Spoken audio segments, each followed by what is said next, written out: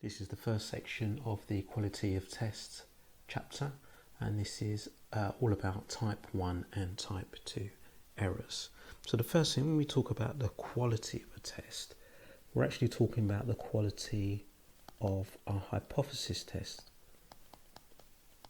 Yeah, because we do these hypothesis tests and we come up with a conclusion about either accepting or rejecting H0. And we normally have some sort of evidence to help us decide whether we're going to accept or reject H0. So you'll be familiar with, when we do these hypothesis tests, we normally finish our question by writing something like this: there is sufficient, or it may be insufficient, evidence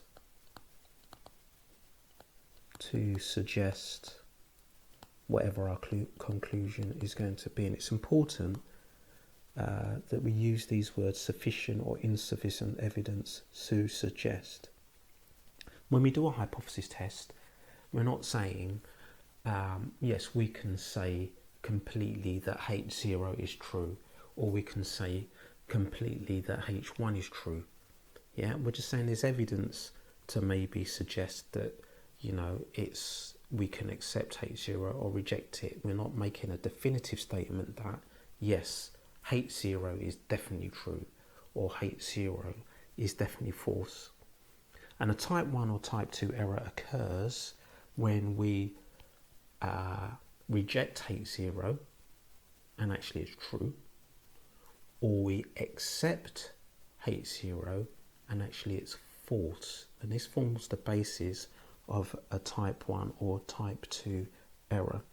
So let's start with, let's say when we reject H0, but it is actually true.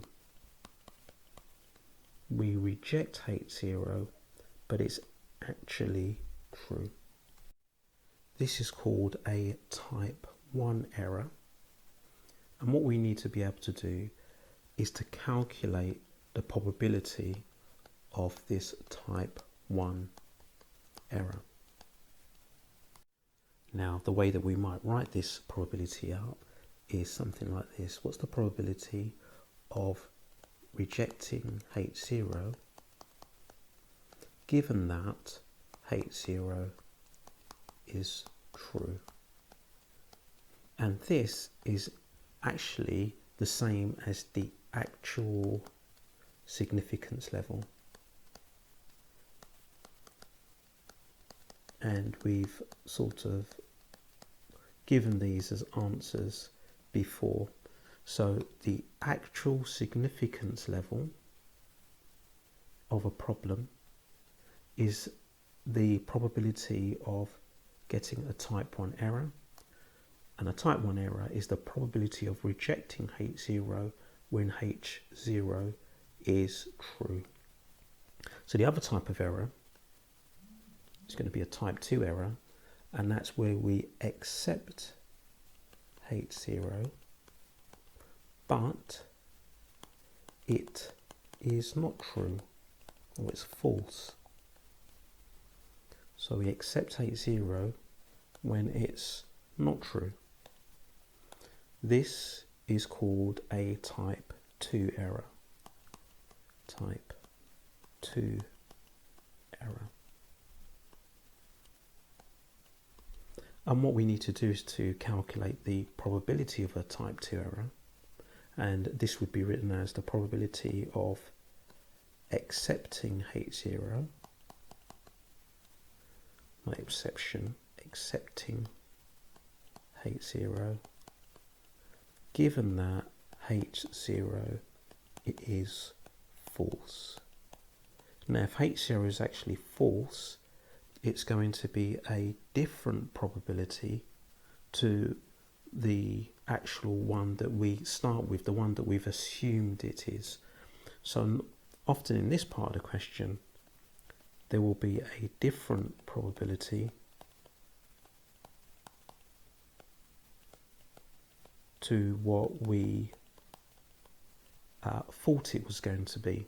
So here we'll be working out a new probability, the probability of accepting H0, now given that the probability has actually changed, because if H0 is false, or we reject H0, it means that, not that we reject H0, but if H0 is false, it means that the probability has changed. So just as a reminder, when we do our hypothesis test, H0 is normally that the probability hasn't changed, so it's whatever the original one is.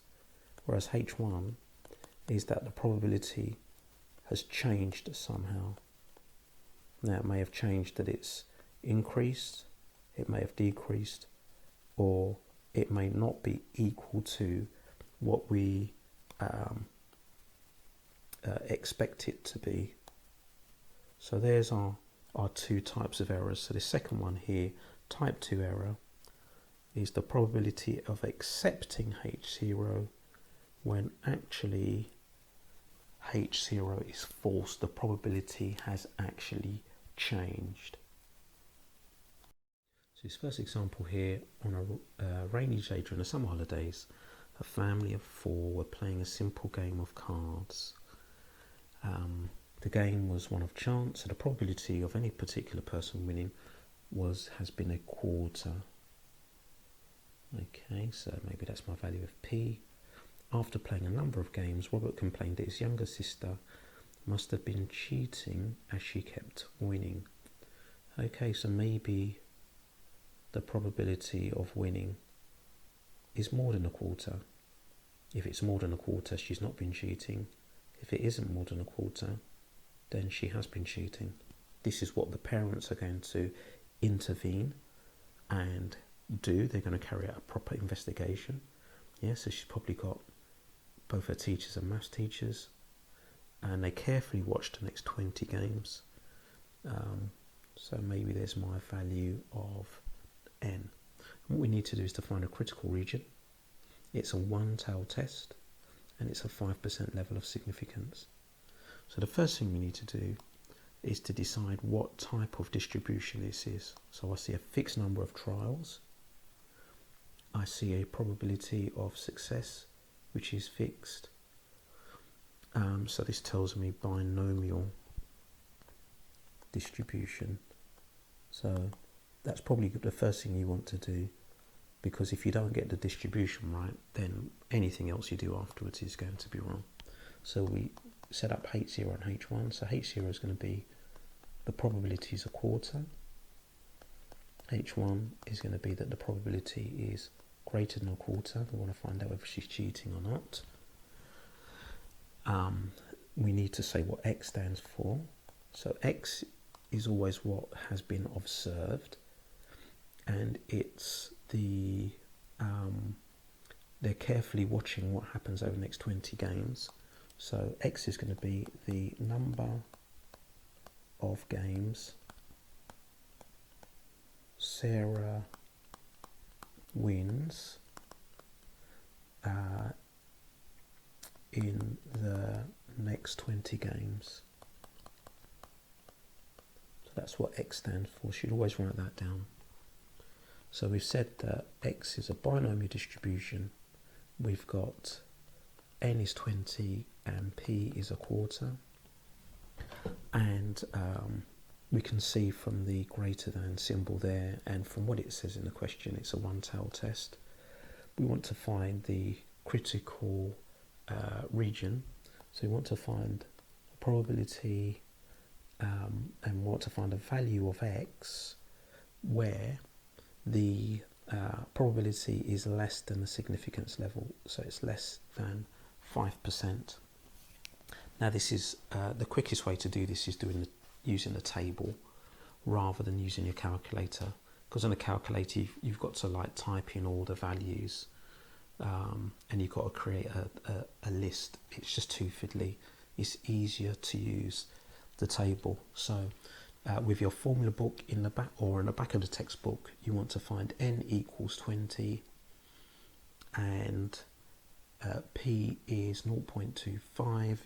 You'll find this on page 186, and we want to find this critical value. Now, because it's greater than, really what we're looking for, because in our tables we've got to do 1 minus the probability of x less than something.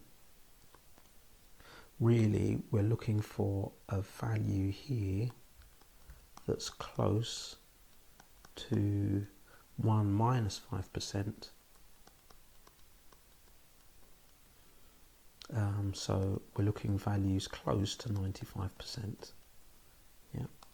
Right, so 1 minus, now let's have a look. I'll work my way down. So when x is 7, that's the same as the probability of x being greater than or equal to 8. That's 1 minus the probability up to 7, which is 0.8982. So let's see if this is less than 5%. So this is actually 0.1018, so it's over 5%. Okay, so we'll go to the next value down. So 1 minus the probability that x is less than or equal to 8.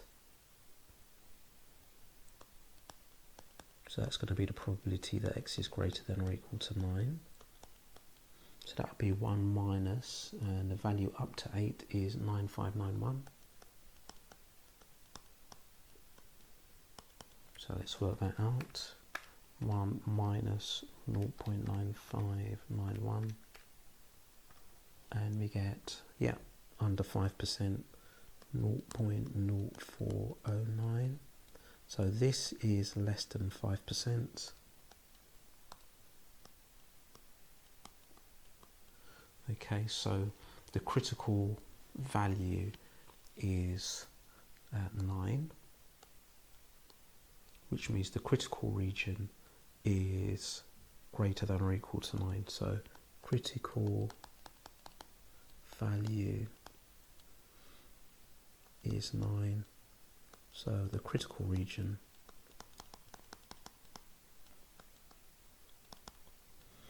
is where my observed value is greater than or equal to 9.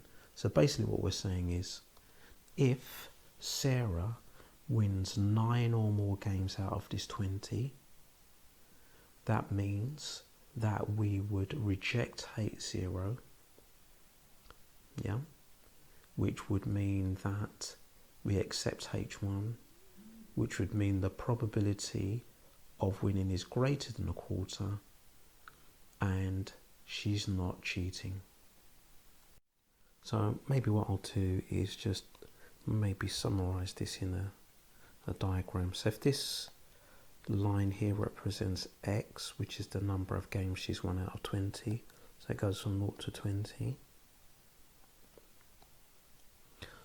It would be if we have 9 or more games that she's won. Okay, this is where we say something is wrong, because this probability, all these probabilities up here are going to be less than 5%.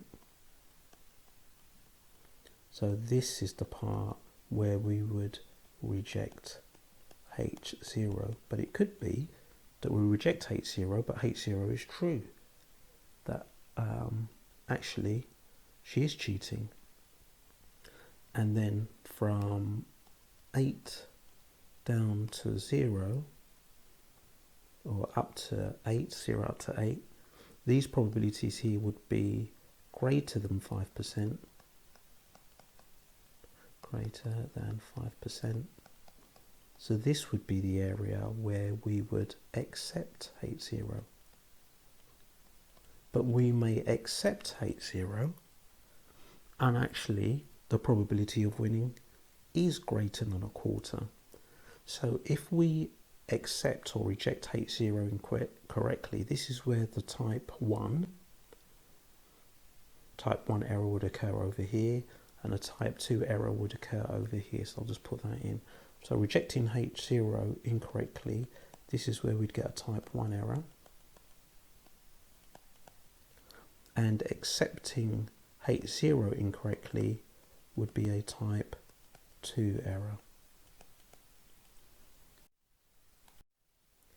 Right, now in this example we take the same question that we've just worked out, so we're going to use those values in a minute, and we're going to work out the probability of a type 1 error and a probability of a type 2 error.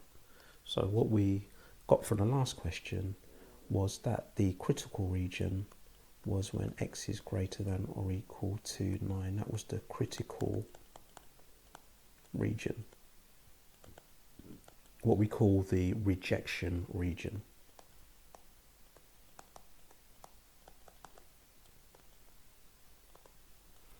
So in part A, if we want to work out the probability of a type 1 error, probability of type 1 error, that is the probability of rejecting H0 given that H0 is true. Now we've said that this is actually the same as working out the actual significance level. So actually, before I write that down and work that out, we could write this as the probability of rejecting H0. So in other words, that the observed values is actually greater than 9, given that H0 is true. Now if H0 is true, then the probability of winning is a quarter, and that's basically what we want to work out. Now when I say the probability is a quarter, that's the binomial distribution where that's a quarter. That is the same as the actual significance level.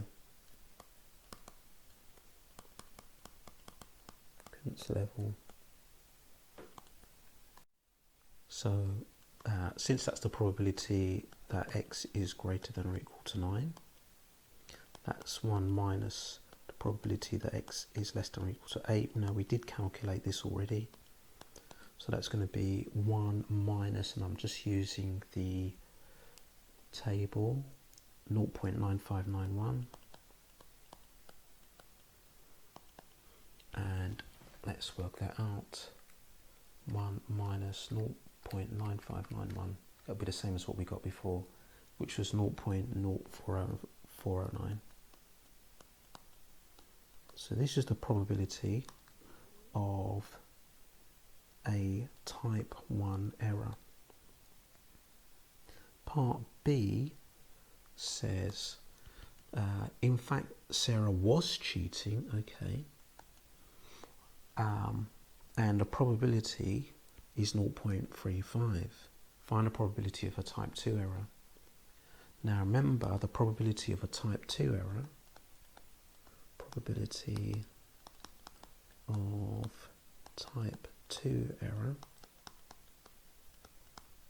this is the probability of accepting H0, okay, assuming that the probability is still a quarter. That's when we'd accept H0, but the probability is not a quarter, it's actually changed. So this is where H0 is not true, H0 is false. Yeah, so when we're writing our answers, it's useful to write this down, just to remind ourselves exactly what it is we're working out. So when would we accept H0? Well, the acceptance region is when what I observe is less than 8 games being won. So it's always the opposite of this. The rejection region would be 9 or more games observed being won. The rejection region, let's write it over here, x less than or equal to 8. So this is what we call the acceptance region.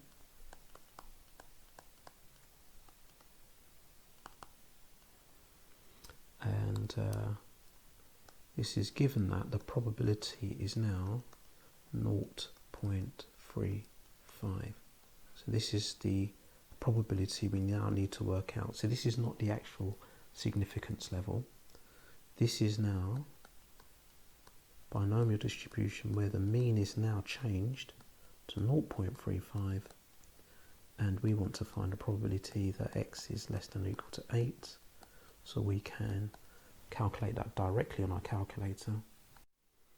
And to 4 decimal places, this gives us 0.7624.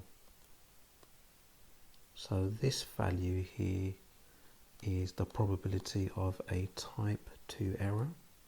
The type 2 error is accepting H0, which we would do if we observe 8 or less games being won, when H0 is false, and H0 is false because the probability has changed.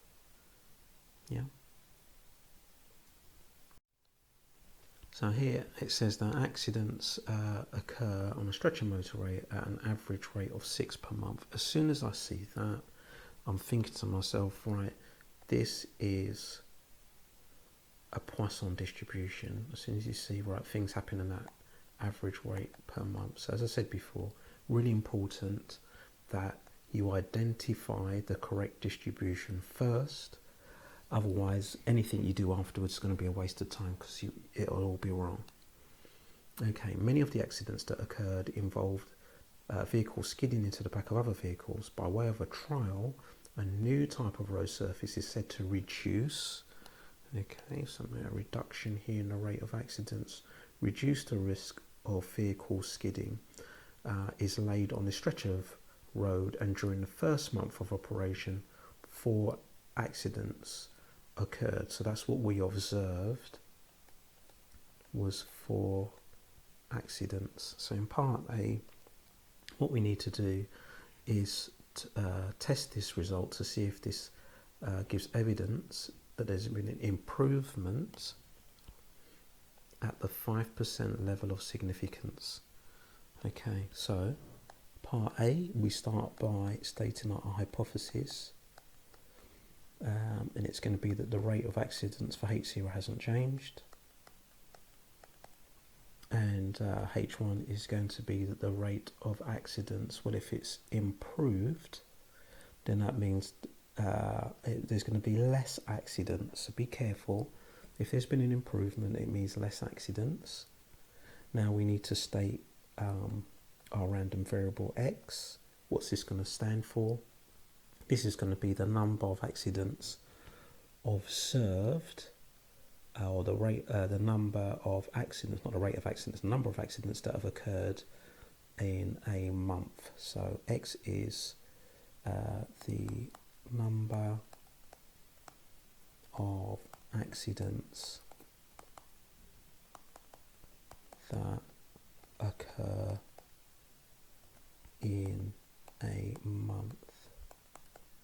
So now we can work out our probabilities. So we want to find, well, it's a Poisson distribution where the rate is 6, and we want to find the probability of less than, x being less than or equal to 4 accidents. So we can work this straight out on our calculator. Because it's a less than or equal to, so it should be fairly straightforward to do. So we're going to choose Poisson CD, and it's going to be a variable.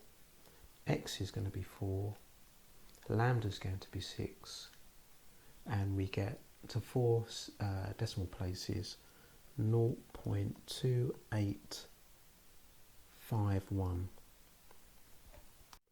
So this probability is greater than our significance level, which is 5%.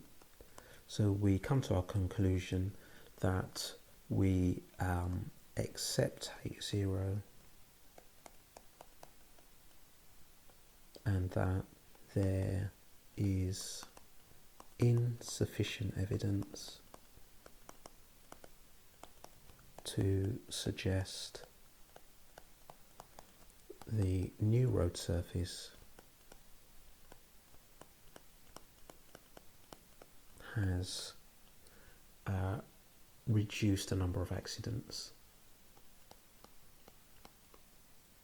The number of accidents, and I suppose you could carry on by saying in this stretch of road. Okay, so that'll be our part A answer. Part B, calculate the probability of a type 1 error. So the probability of a type 1 error. Type 1 error occurs. This is the probability of rejecting H0 when H0 is true. That's going to be equal to the actual significance level.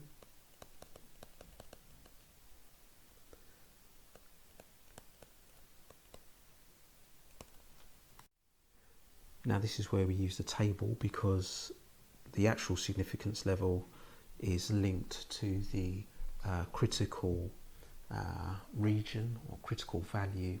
So if I go to the table on page 191, where lambda is 6, I can see that when x is equal to 1, so the probability that x is less than or equal to 1 gives me a probability of 0.0174, which is less than 5%. I'll just do the next one for comparison. The probability that x is less than or equal to 2 is 0.0620%, which is greater than 5%. So the actual significance level is here. So this is the probability of a type 1 error. The actual significance level is 0.0174. If we were asked for the critical region, then if we were asked for the critical region or the critical value, if we asked for a critical value, we would say x equal to 1. If we were asked for the critical region, we would say x less than or equal to 1. Now, if this question said instead that our probabilities need to be as close as possible to the significance level, then we would have chosen this one, yeah, which is closer to 5% than this one, but it's not saying that in this question, but just be aware of that. If it just said make your probabilities as close as possible to the significance level, that will change your critical value and your critical region. But for what they want in this question in part B, that would be the probability of a type 1 error. Now in part C, it actually says that if the true average rate of accidents occurring on a new type of surface was 3.5, calculate the probability of a type 2 error. So a type 2 error, this occurs when actually the probability has changed, but we accept H0. So it's the probability of accepting H0 when H0 is false. And we know it's false because lambda has changed. So if we write out the proper notation, this is the probability of accepting H0. Now, when would we accept H0? This is when we need the critical region. Well, we would accept H0 when the observed number of accidents isn't in the critical region. In other words, when x is greater than or equal to 2.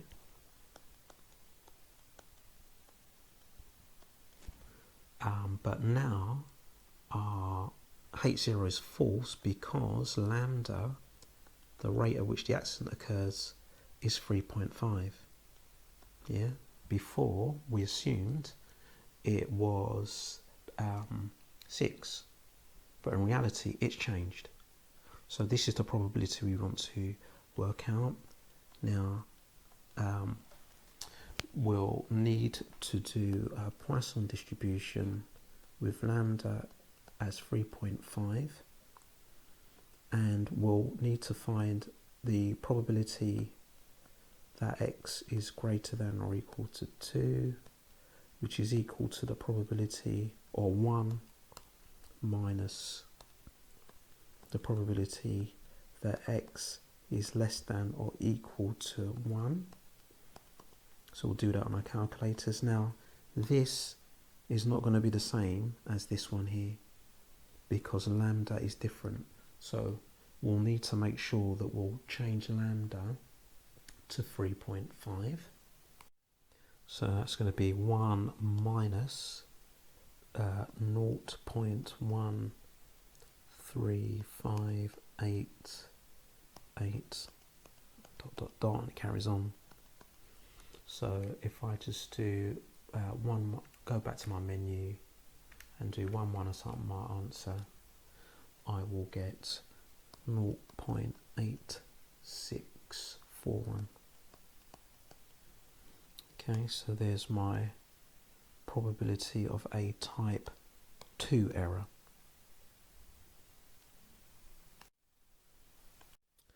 Okay, here it tells us that a coin is spun 20 times. So this looks like the number of trials here, and a head is obtained on 7 occasions. This looks like what we've observed. Test to see whether or not the coin is biased. Now when we do part A, what we need to do is to work out the critical region, or critical regions, because we're just testing to see if it's biased, and we want to see whether this 7 here is in the critical region. Yeah, so we've got 20 trials. What are the critical regions? Is it less than a particular number, greater than a particular number? That's what we need to find out. So the first thing we're going to do is write our hypothesis, and H0 is going to be that the coin is unbiased. H1 is going to be that the coin is biased. We've already identified that it's a, well, haven't yet, but this is going to be a binomial distribution, this question here. So X is going to be the number of heads observed in 20 trials, the number of heads in 20 trials.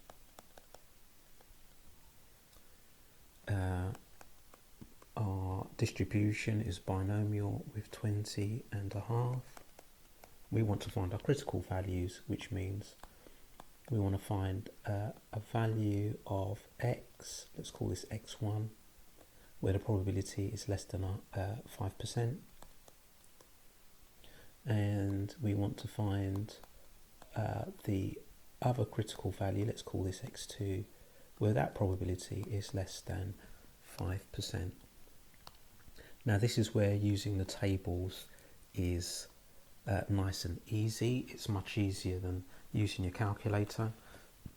So we'll go to the binomial tables, either in your formula book or the back of the book, and we're looking for n equals 20, which you'll find on page 186, and the column where we have 0.5, which is the last column.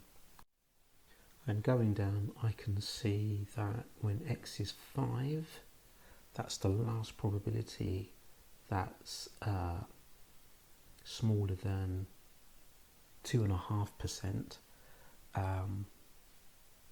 Yeah, just want to mention that there's no significance level given, so we use 5%. So if no significance level is given,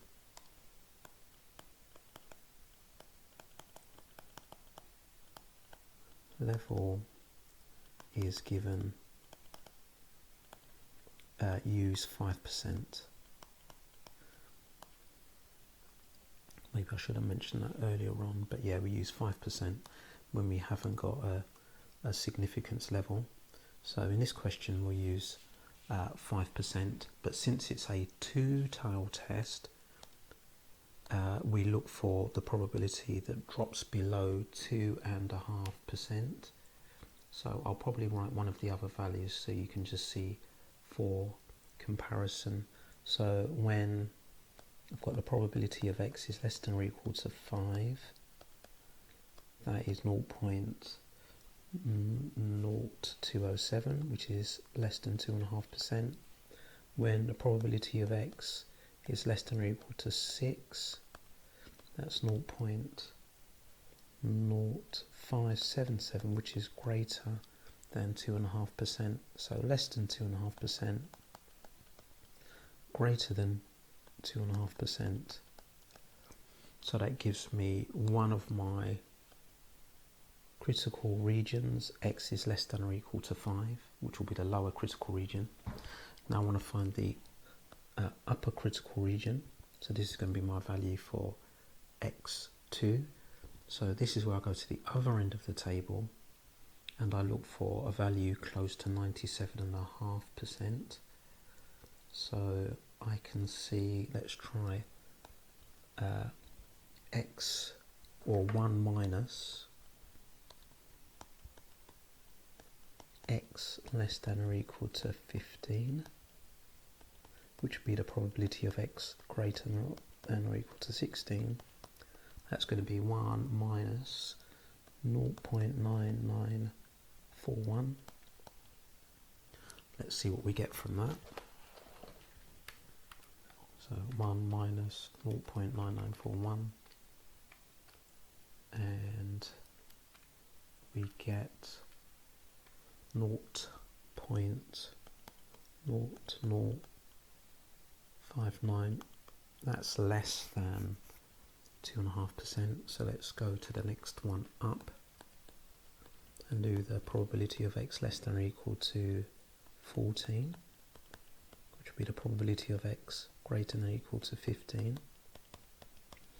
So that would be 1 minus 0.9793. We'll work that out. So 1 minus 0.9793, and we get 0.0207, which is less than 2.5%. Let's try the next one up, see if that's less than or greater than 2.5%. So that would be 1 minus 0.9423. 9423. I'm suspecting that's more than 2.5%. So 1 minus 0.9423, and it's 0.0577. So the one that drops, first one that drops below 2.5% is this. Now you may have noticed that actually I'm getting the same symmetrical values, and that's because p is a half, so the probabilities are going to be the same either side. So what I could have done is said, well, because that's a half, if one is going to be 5, then the one at the other end is going to be 15. Yeah, one is 5 away from 0, and then the other one would be 5 away from 20, because it's a symmetrical distribution. Yeah, but now we have our critical region.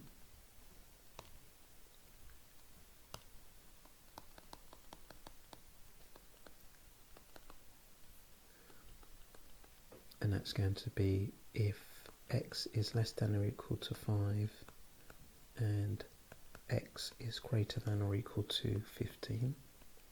So if I observe anything less than 5 or anything more than 15, I would reject H0.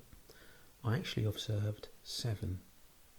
7 is in the acceptance region. So let's write that down. So since 7 is in the acceptance region,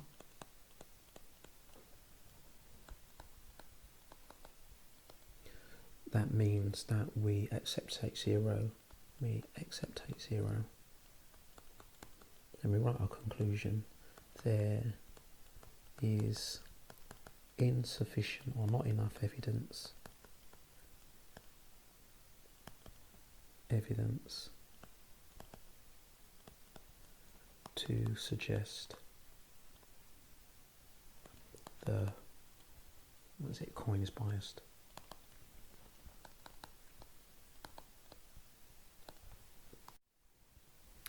In part B, we need to work out the probability of a type 1 error.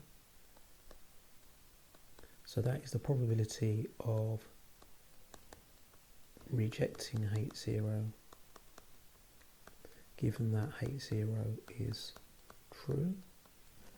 Remember, that's just equal to the actual significance level. And the actual significance level, well, that's going to be these two values added together. The 0.0207 here, yeah, adding those two together. So the actual significance level is 0.0207 plus 0.0207, and let's work that out. And we get 0.0414.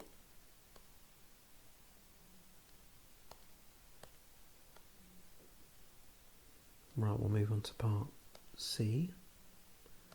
And in part C, we are asked to, well, it says given that the coin is biased, okay, which means that H0 isn't true anymore, it is biased, and it causes the tail to appear 3 times for each head that appears, calculate the probability of a type 2 error.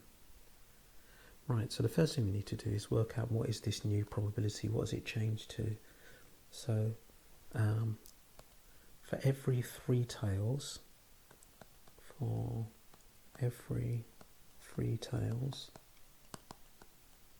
we get 1 head. So I could either use a probability of a quarter, that's a probability of getting a head, or 3/4 a probability of getting a tail. Now, since this is about the number of heads that were counted, not the number of tails, we should use a quarter. We want the probability of getting a head, not a tail. But actually, it's interesting that if you do use 3/4, you get the same answer. Right, so there's our new probability. So type 2 error is going to be the probability of accepting H0 given that H0 is false. Now, we would accept H0 when we would have an observed value that's greater than, well, actually between 6 and 14, isn't it? That's when we would accept H0. So let's write that down. When what we observe is greater than or equal to 6 and less than or equal to 14, that's the acceptance region. Given that H0 is false, well, that means the probability is now a quarter. Yeah, so if we were using the correct notation, we want to write it out, we'd write it like that. So now we can work this out. We basically want to work out the probability of x being between 6 and 14 when we have a binomial distribution with p being a quarter. Now you may remember, hopefully, if we want to do this type of question, we're going to work out the probability of x up to 14 minus the probability of x up to 5. So we'll use our calculator to work that out.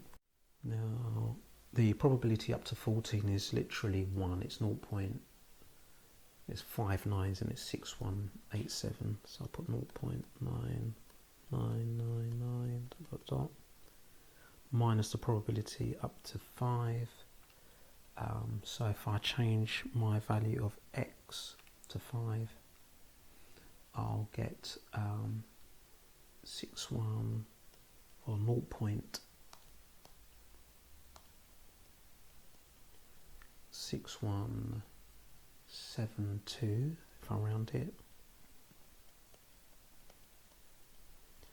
And I need space for my answer, so I'm going to put my answer here. Now what you can do is, as you work these values out, you can store them in the memories by pressing store and then either A, B, C, D, E or F. Then you can change your calculator back to calculator mode, menu 1, and then just do recall a memory and get the number back rather than having to write things down. Now I've done that, and I've got memory A for probability up to equal to 14. I'm going to subtract memory B, where I've got the value for up to or equal to 5, and that gives me a value of 0.3828 to 4 decimal places. Okay, so I'll just make it a little bit clearer. This is my answer to C here. Yep. Okay, so on this question here, it says Jane knows that from experience 10% of the emails she receives are spam. So I'm guessing this is going to be our probability, 10%. After her email service upgraded the spam filters, she recorded a number of emails sent to up to and including the first spam email. So she's counting the number of emails she gets, and then she stops when she gets a spam. She stops at success. This is typical of a geometric distribution. So we should be thinking geometric on this question. She wants to test at the 5% significance level whether this upgrade has improved the spam filter. What we need to do in part A is find a critical region for this test. So first of all, we write H0 and H1. So H0 is going to be that the probability of her getting spam is just still 10%. And then for H1, now let's read the question carefully. If the upgrade has improved the spam filter, she should get less spam emails. So the probability of her getting a spam should be less than 10%. Now X, the random variable in this question, is going to represent the number of emails she gets before she gets, or up to and including her spam email. Okay, so X is the number of emails up to and including the spam email before Jane gets a spam email. Bit long-winded, but hopefully you get the idea. As we said, this is a geometric distribution.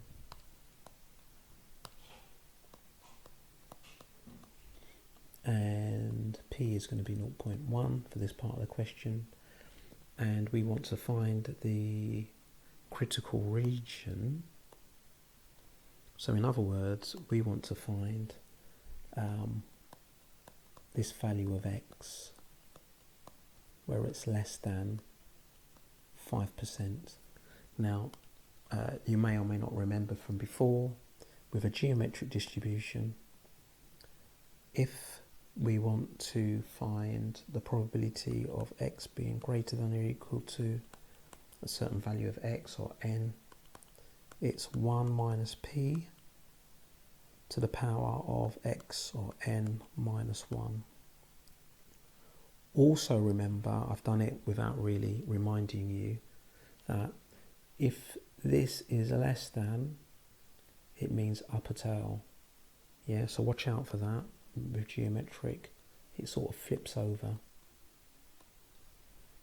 A less than, a decrease in probability means an increase in the number of basically emails she gets before she gets the spam. So less than here means greater than here. Right, so let's now turn this into a formula. So we want to find, let's say 1 minus p, so 1 minus 0.1 to the power x minus 1. X is what we want to find. We want to find out when that's less than 5%. Now the easiest thing to do here, rather than do log to both sides, is actually turn this into a log. That way you don't need to worry about flipping signs when you divide or multiply by the log of a decimal, because logs of decimals are negative and you'll have to flip the sign. So if we just change this to logs, what we'll get is log to the base 1 minus 0.1, which is 0.9, of 0.05 is less than x minus 1. So all I'm doing is I change this to a log. There's the base. This is what we're finding a log of, and basically it needs to be less than this. Right, so let's see what we get. So this is 28 on the left hand side, 28.433 needs to be less than x minus 1. If I add 1 to both sides and flip it around, x needs to be greater than 29.433. Since x needs to be an integer, it means that the critical value is x equals 30. And the critical region, what they're asking for, is x is greater than or equal to 30. So there's our critical region. In other words, she's got to have at least 29 emails and then the spam email as the 30th one before we can say that there's been a decrease in the number of spam emails. That's our critical value, 30. So the acceptance region is less than or equal to 29. The rejection region would be greater than or equal to 30. So it's going to help us with part C, the acceptance and rejection region. Right, part B, the probability of a type 1 error. Well, that's the probability of rejecting H0 when it's actually H0 is true. What does that mean? Well, when would we reject H0? When we observe greater than or equal to 30 values and H1 is true. In other words, the probability of getting a spam is 0.1. Now, I didn't need to write this down, this bit here. You could write that, but you don't need to. But the important bit is that it's the actual significance level.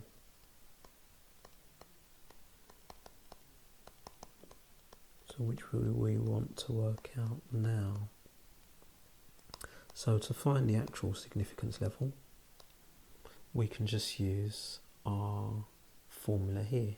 Now that we know that x is 30, so the probability that x is greater than or equal to 30 with a probability of 0.1 is going to be 1 minus 0.1 to the probability of 30 minus 1.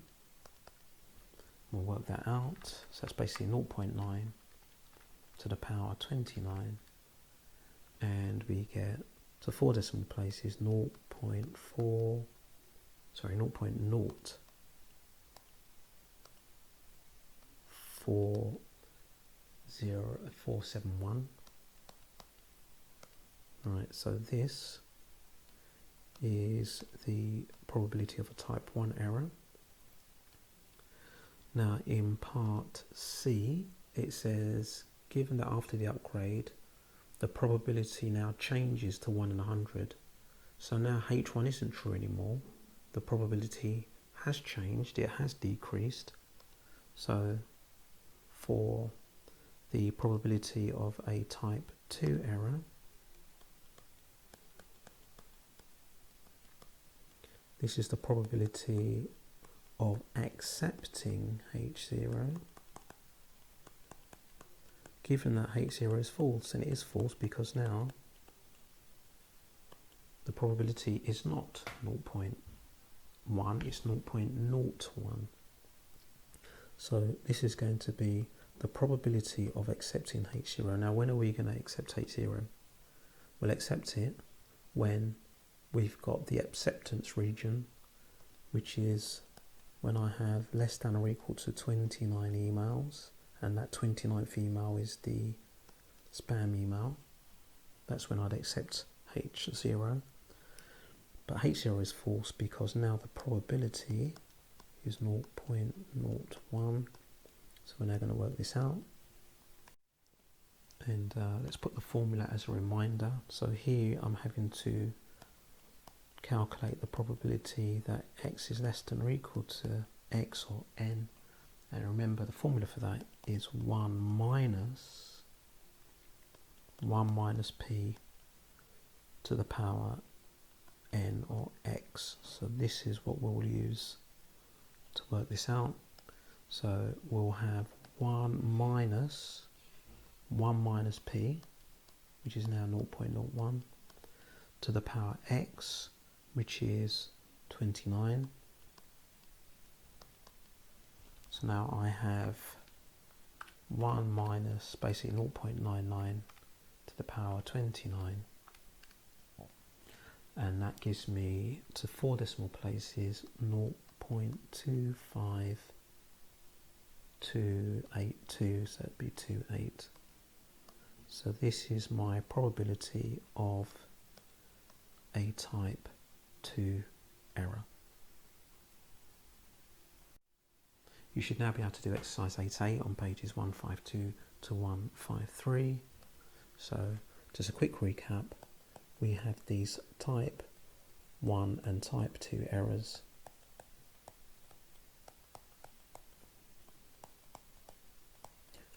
A type 1 error is when, or finding the probability of rejecting H0 when H0 is true. And actually that's the same as the actual significance level.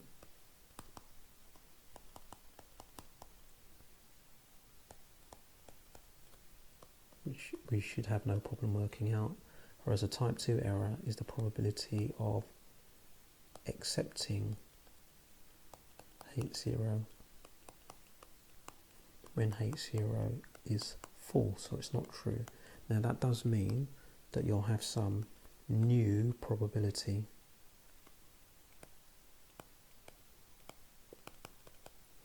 And you'll use that new probability to work out what this new probability is. So if we have something like this, let's say, I don't know, say we had 30 trials, something like that, somewhere in the middle, this is making some numbers up here, we're going to have an acceptance region and a rejection region. So let's say this is where we would accept H0 in these values here. And these values here are going to be where we reject H0.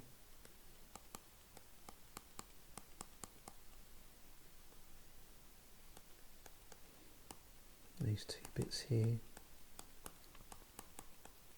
Then often what we'd do is these regions here would be calculated using the value of H0. So you'd use the original value of H0 to calculate these values here to find the critical regions, critical values, acceptance, rejection region. Then you would use these regions with the new probability to calculate the probability of a type 2 error. So these values here are calculated from the original H0, but then they're used with the new probability to calculate the probability of a type 2